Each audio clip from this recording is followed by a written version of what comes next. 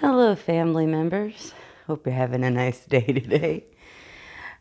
Today, I would like to talk to you about asexuality and intimacy because there is a lot of misinformation on that and misunderstanding.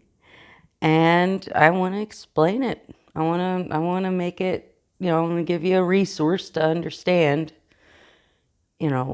how ace people and intimacy can interact in interesting ways. So, I was watching an interview, Yasmin Benoit, yesterday, and she's a model who has rapidly kind of become the asexual icon. She's out there representing the ace community in all sorts of big events. Like one of the things that she mentioned was being with Billy Porter at Pride in some major city, maybe New York, I don't know. She's becoming sort of the face of the ace. And the podcast that I was watching, the person who was interviewing her was not a queer content creator.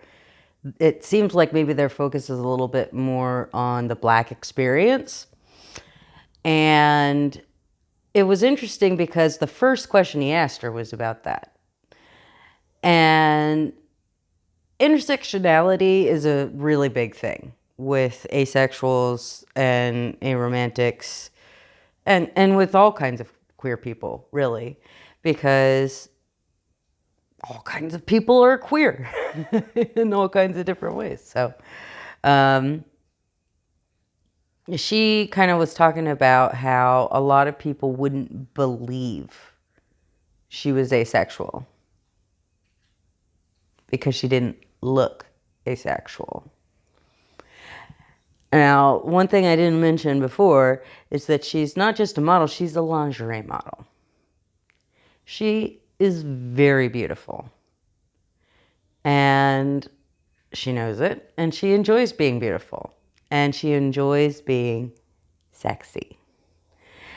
And that's what I wanted to talk about the most right there, is why it is that asexual people may actually want to feel sexy, may actually have sex. There's a lot of reasons that it's not as simple as asexual means no sex. Okay? It means no sexual attraction. So, the kind of sexy that Yasmin Benoit is actually a different kind of sexy than people really traditionally would think of. So when someone thinks of the word sexy, what they're thinking is that person is about to have sex or looks like they're about to have sex. I don't know. But it's not really about sexual attraction. It might be for some people, but it's more about altruist attraction and aesthetic attraction.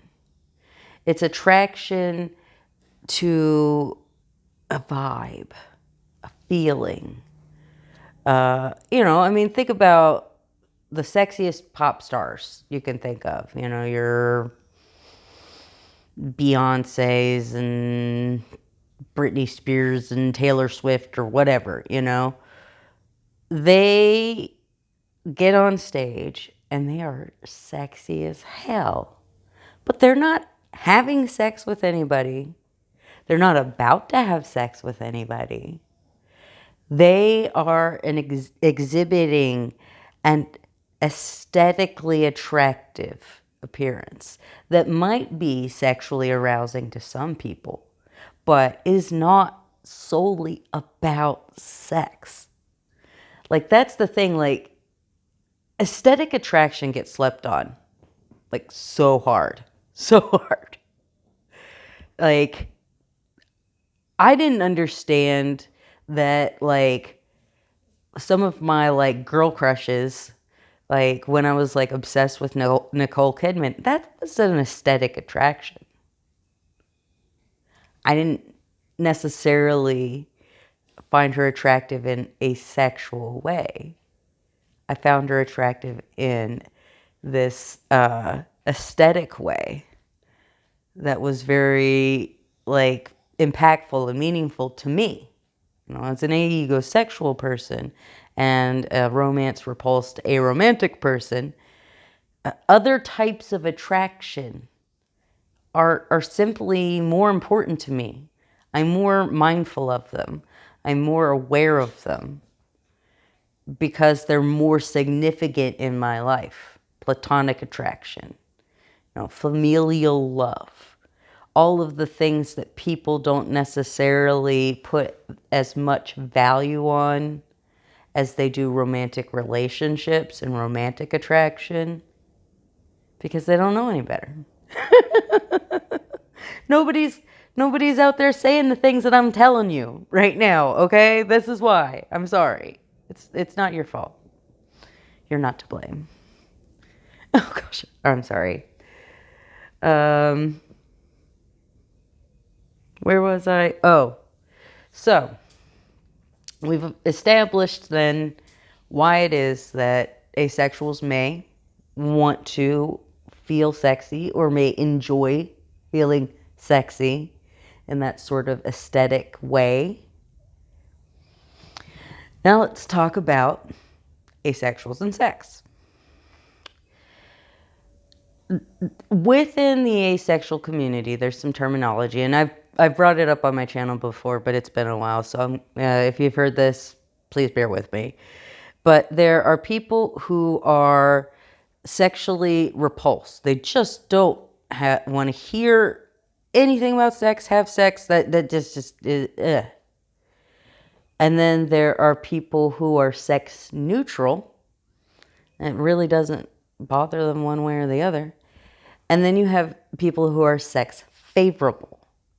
That they may actually enjoy either the, you know, like emotional intimacy that comes with physical intimacy, or they may just enjoy the raw physical pleasure, or, you know, some combination of that, other reasonings why the physical act of intercourse or sexual contact is something they find enjoyable.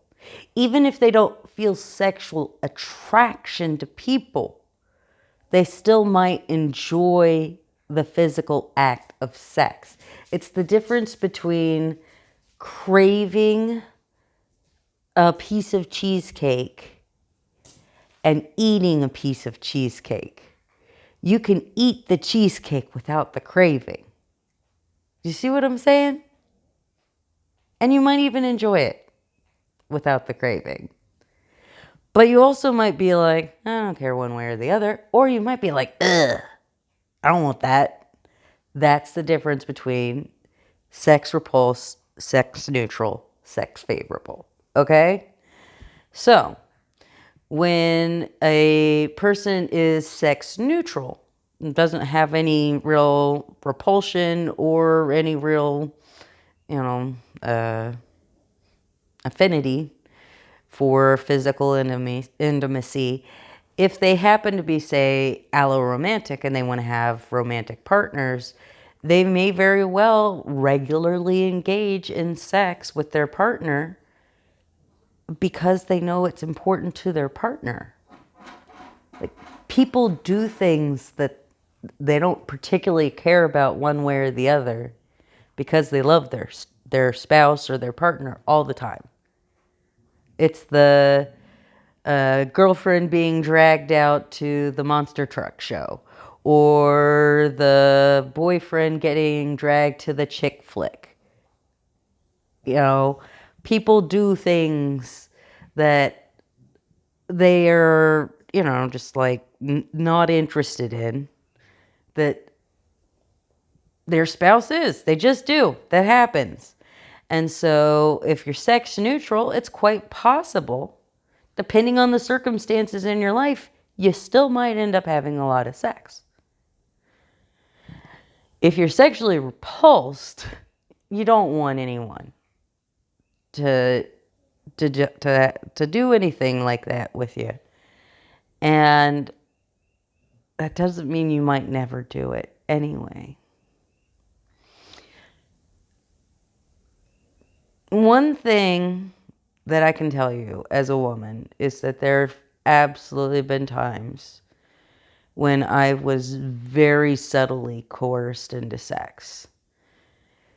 That, like, very strong indications and hints were made, but it was set up in such a way that, if I wanted to be a good girlfriend, I would, just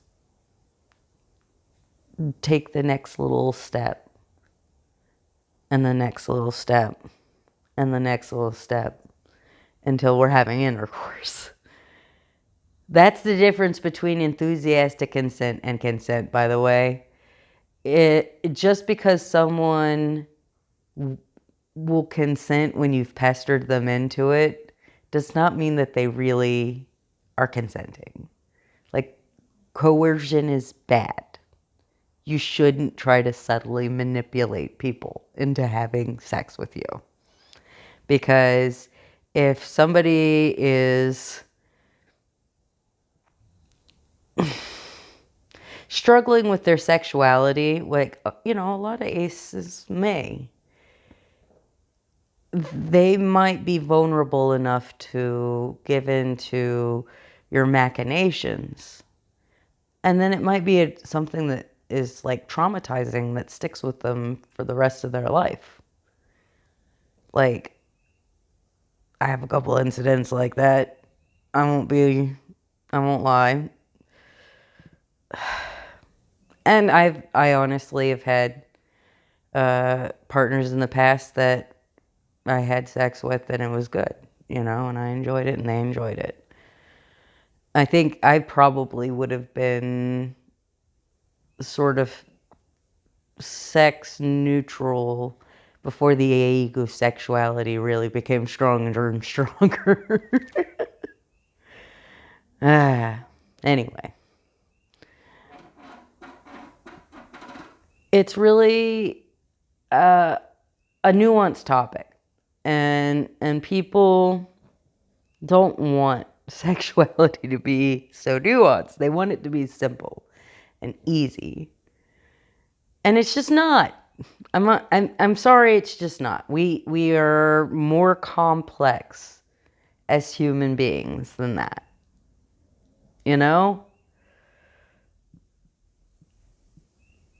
We are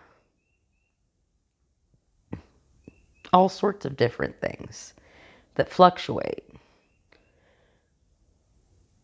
And there's nothing wrong if a person tells you something about their identity and it doesn't make any sense to you. That's okay. Because there's probably nuances and subtleties that you just don't know.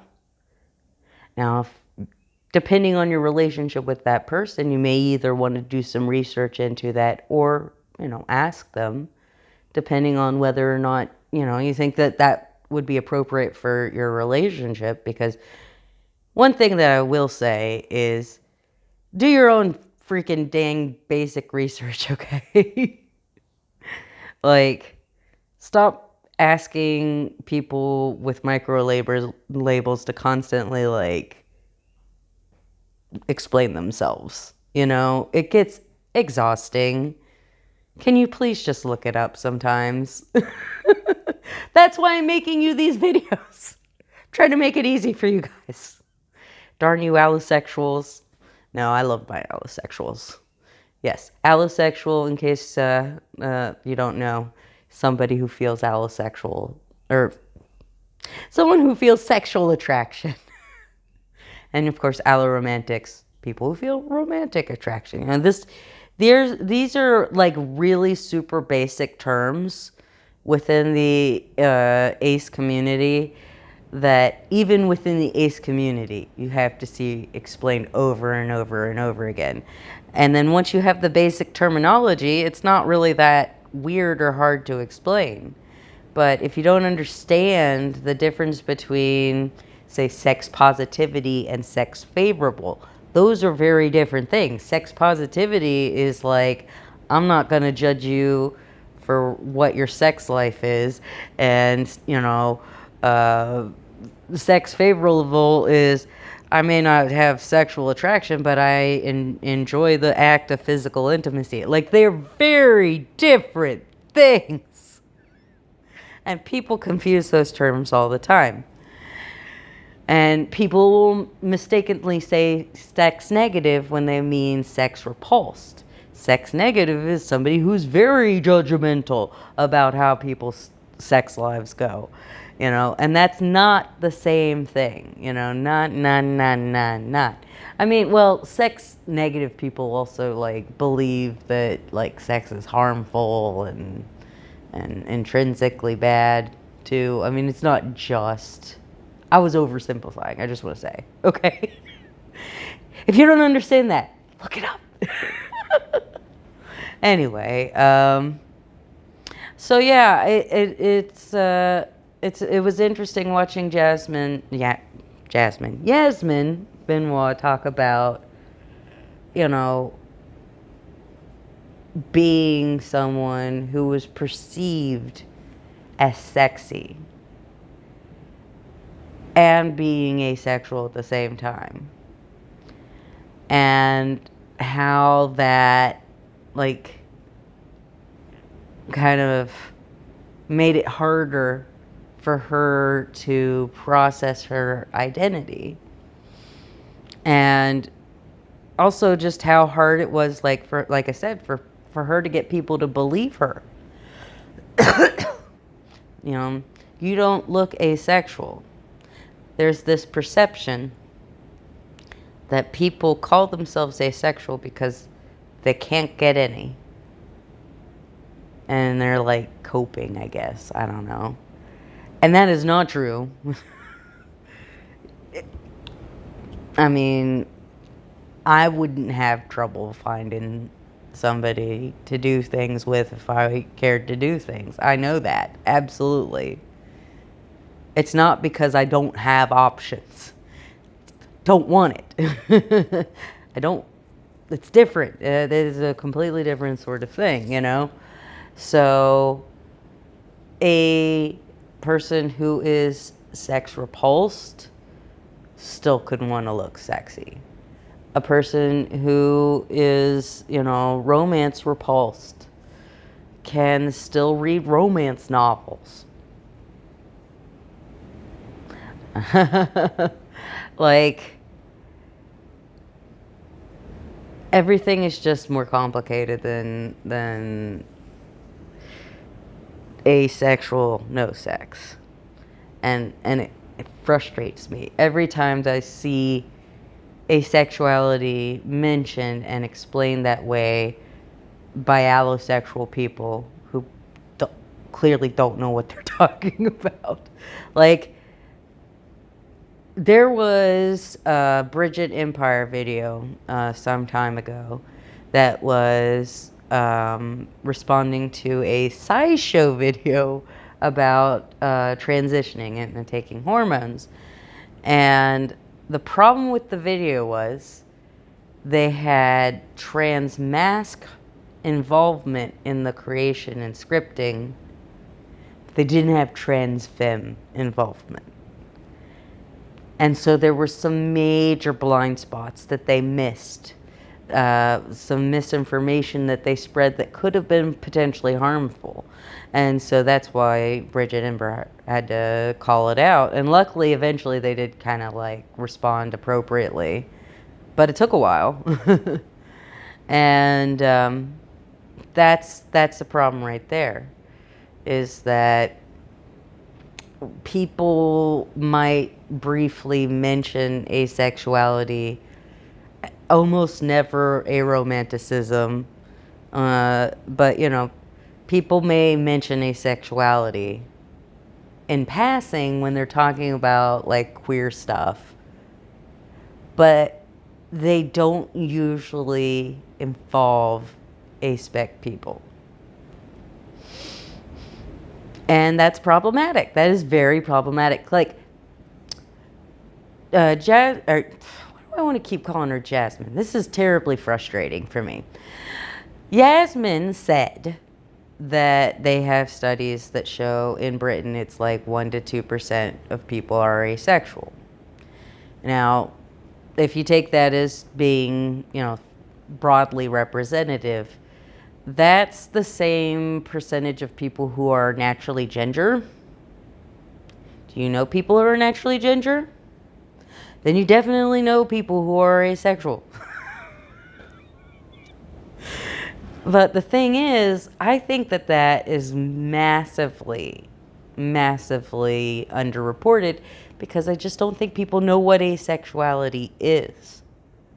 And the only way it gets better is if those of us who do know are invited to the table so that we can speak to our experiences, so that people who are like us can understand themselves better. It is so vitally important for asexuals to be visible in every way possible. And if Yasmin has to be a sexy asexual to get people to freaking listen to her, well then dang it, I'm glad that's who she is. It's true.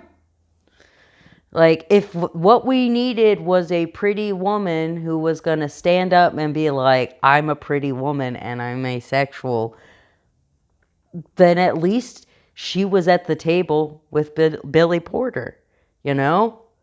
Like, we need the gay community to stop ignoring us.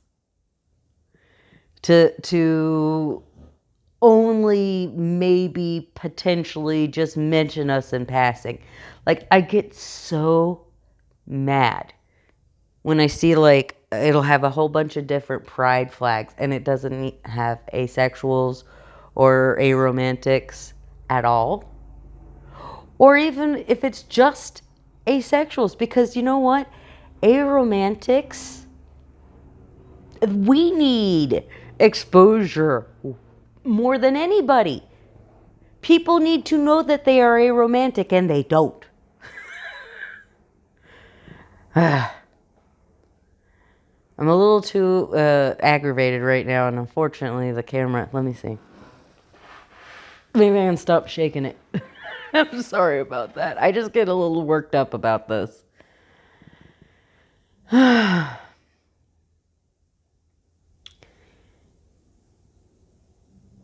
It's not always going to be obvious when somebody who is queer explains their experience, how that jives with their identity. And if something doesn't make sense to you when a queer person is explaining their experience, seek to understand. Don't just assume that they're being like inconsistent or weird or not making any sense or whatever. Seek to understand. Because the aspec community is certainly not the only community that has, a lot of nuance to it.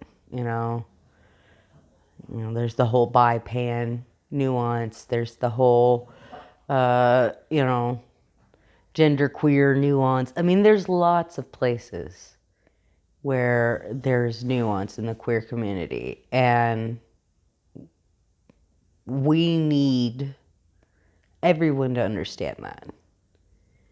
That it's okay not to understand when someone says blah, blah, blah, blah, blah.